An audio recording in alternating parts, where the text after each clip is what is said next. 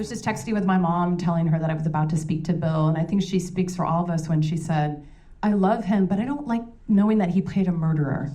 It's an uncomfortable experience knowing that the nicest person in Hollywood, next to Tom Hanks, played such a complex, scary character. But we'll get to that in a moment.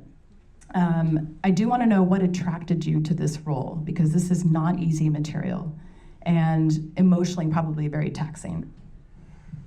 Yeah, this was a quick decision had to be made because it was on a timeline with reality. I guess that's it happens. Sort of ripped from the head. The real case is happening in real time. Yeah, but so they had the verdicts were delivered in March, and then they knew they had to get the movie in production before the drop dead date with the strike. With the you had a lot of timelines. So yeah, which was July 1st, right? Yeah. So we had to get started at the end of May. I had, I think it's 8 days, but the first 2 days I was saying no. Why did you say no? I was having kind of like a physical reaction to. I thought it was a sign that was so repulsive that I was. I couldn't do it, but it really ended up being that was the last shred of my own morality, and embarrassment and shame and all of that. Embarrassment about what? What's that? You were embarrassed about what? Sympathetic, a simultaneous, similar type of thing, like I was being caught, but I was still in my kind of moral codes and everything, but more, and then by the time, once you start working on a part like that, then you kind of walk through a membrane. You move, it's like a permeable membrane, and you can move through that, and then you're free of that kind of reaction. It's and you start investigating what it is to be on drugs. Always a good. Because this is, and that's a great point. This is a story as much of a tragedy and murder as it is about addiction. So tell me what you learned about that and the state of mind that this person was in. Well, I think, chasing a high, everybody knows that. But this is, and it's amazing to me that I didn't know a lot about oxycodone, Oxycontin. And the fact that you could build up an addiction that would cost you $50,000 a month. And that, that would be a lot of drugs. And because you start out using, it doesn't take very much to get you going. And then at a certain point, it just builds up more and more and more. And so, but when you're on that high, you kind of like you're in turbulence or something, and then you're satisfied, and then you lift through the clouds. And, there is some things about that were interesting to feel.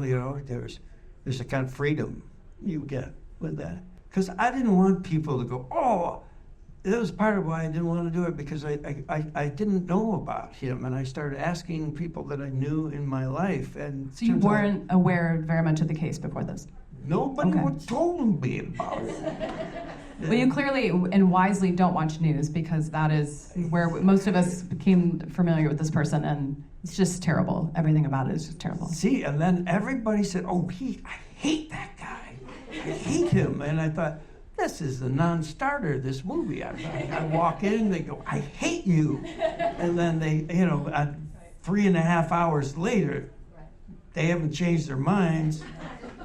So I was talking to Greg Beeman, who is the director, who, you also have to kind of make a marriage pretty quick when you're on that kind of deadline. So you have to, and I just wanted to hear what he had to say about what he thought about things.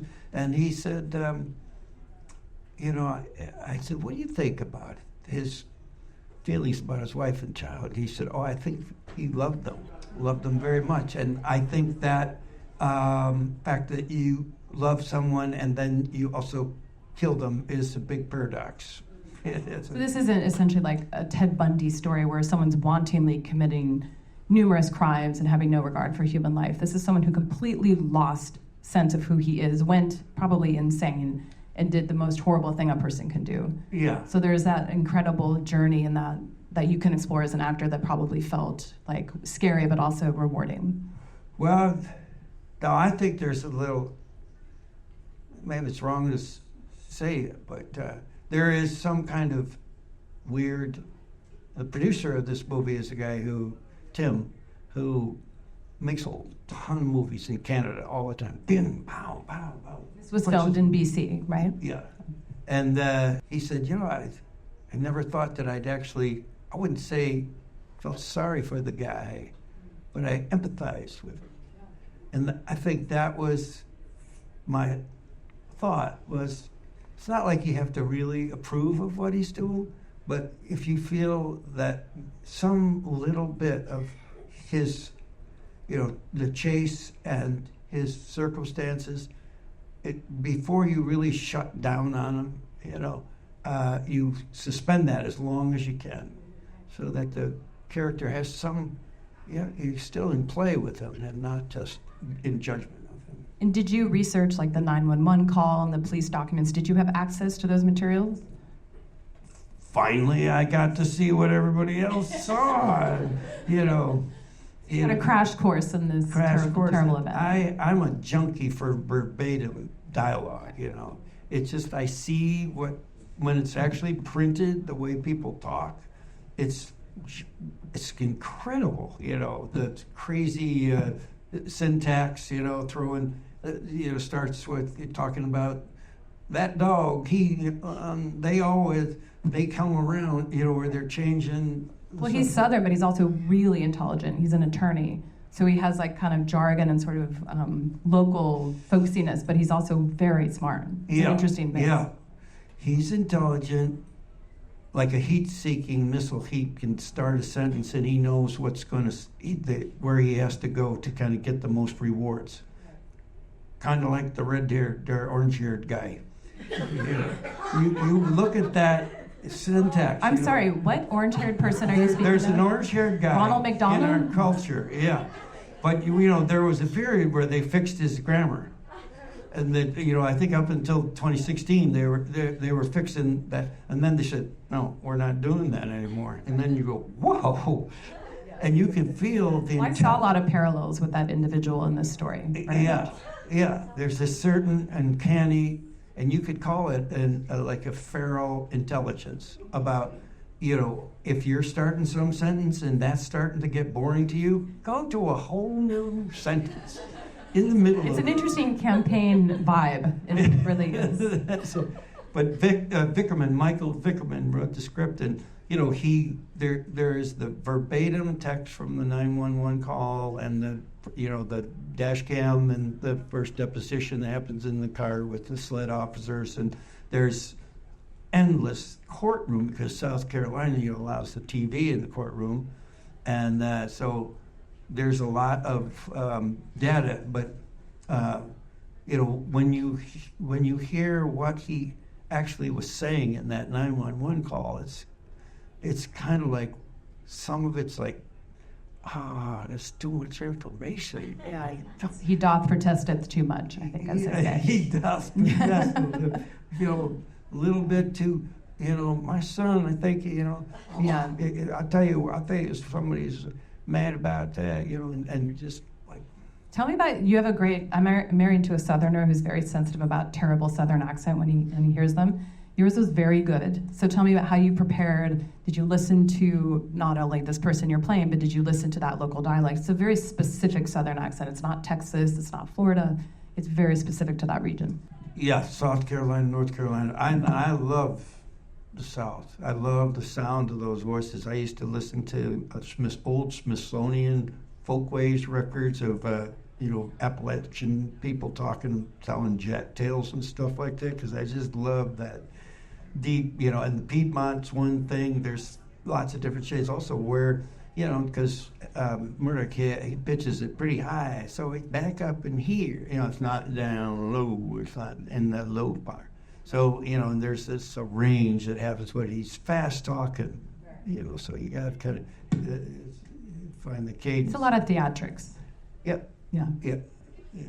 So I'm going to come back to Alex in a minute and this incredible performance, but I do want to go back a little bit to 1987, Spaceballs, an amazing major film debut on your part. You've done some smaller parts, but I would say this is your breakout movie.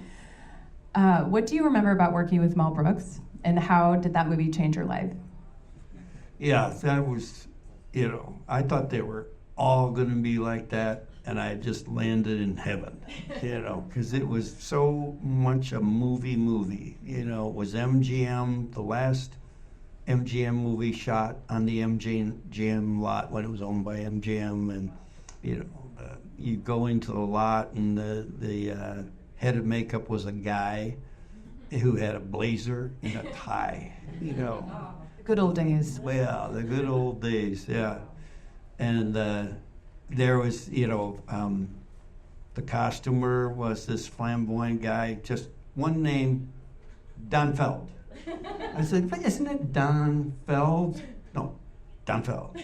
And he was so, wonderful, and he took care of me, and he, just all those things that you... Kind of like classic movie star treatment. Classic movie, yeah. He said, you know how you're going to be a movie star? No, Don Feld, tell me. And he said, there's a little, when you try on a pair of pants, it's little extra fabric. And then he took his hand and he gathered it up. He goes, get rid of that. And you'll be a star. This is going well. The wise words of Don Feld. If you haven't had a chance to see Spaceballs recently, I watched it during COVID. It is magic. It's like a gift from the gods, so please watch it. So after that, of course, Bill perfected the role of the nice guy in Singles, A League of Their Own, Sleepless in Seattle, While You Were Sleeping, Independence Day, and so many other movies. And I've always wanted to ask you, did you feel like you were sort of trapped in nice guy jail for a long time? And I think Tom Hanks and Hugh Grant had similar trajectories where they got so good at playing these guys we're rooting for that after a while, did you kind of wish, I just want to play an asshole, I want to play someone who isn't good or doing the right thing? Or were you happy with the work you were getting? Because clearly you're a very gracious person.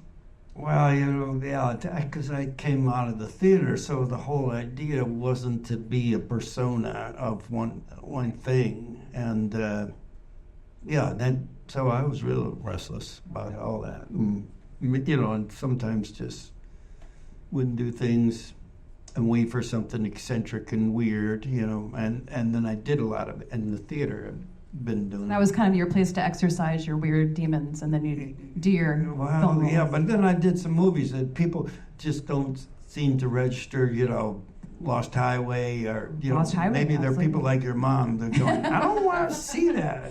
She doesn't want to see you in a David Lynch movie. No, or Jennifer Lynch's movie that David produced, Surveillance. She shouldn't watch that. That's not good for mom. That's not good for mom, no.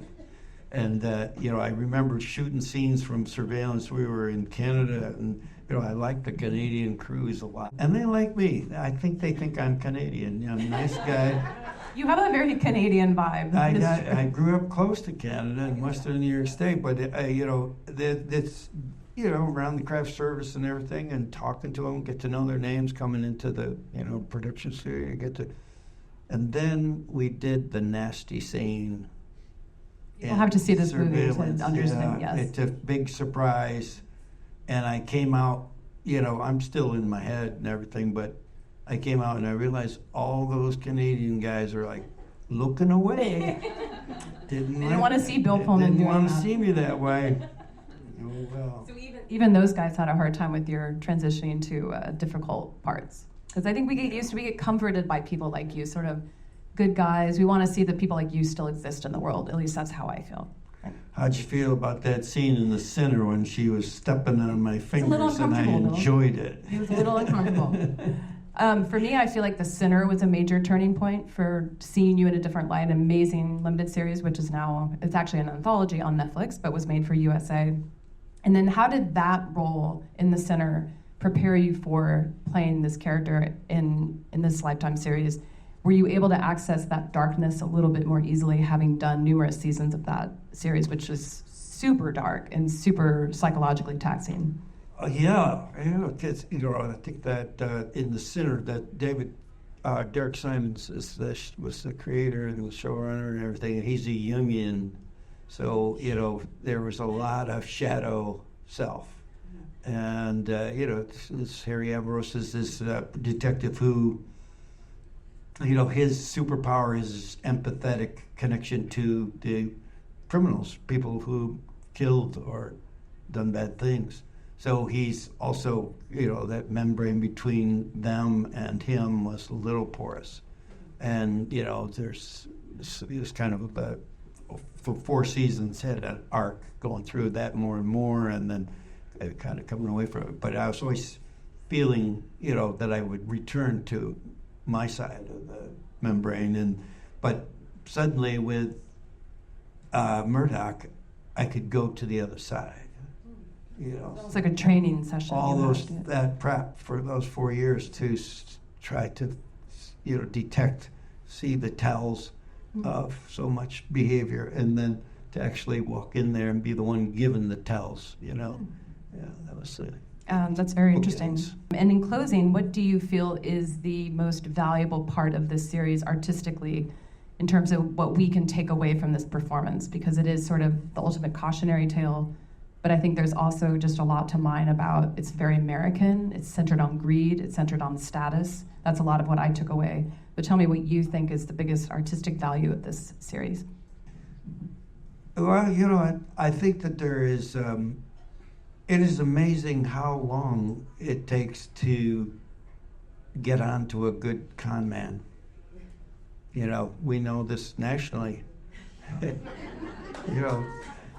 It's really, I think it's just like you will not allow yourself to totally, maybe that's a good thing for the human race but there, people all around him never suspected him of it. And that was part of the phenomenon of reading about it and everything was, how it kept on peeling like an onion, my friend Connie, who said, old Satan must have taken a look at Murdaugh and went, "Whoa, dude, you're bad." And that I think it's still, you feel that, and maybe that's why people say I hate that guy, because they suddenly realize how a con man. But they're probably the most susceptible to con men. I think those people that say I hate that guy, I can't watch that guy, they're probably the most susceptible. Or maybe they don't like to think that evil can exist in plain sight in the way that it did in this story. And sort of, this guy was a friend, a neighbor, and a dad, and a colleague, and that's what's so disturbing, is it could be anyone, really. Yeah. And, we're all the sheep, and they're the wolf. Well, on that note, Bill, amazing performance as always. You're very gracious and very kind, and we're so honored to have you here tonight. Congratulations. Thank you very much. Thank you so much. Thank you all. Thank you so much.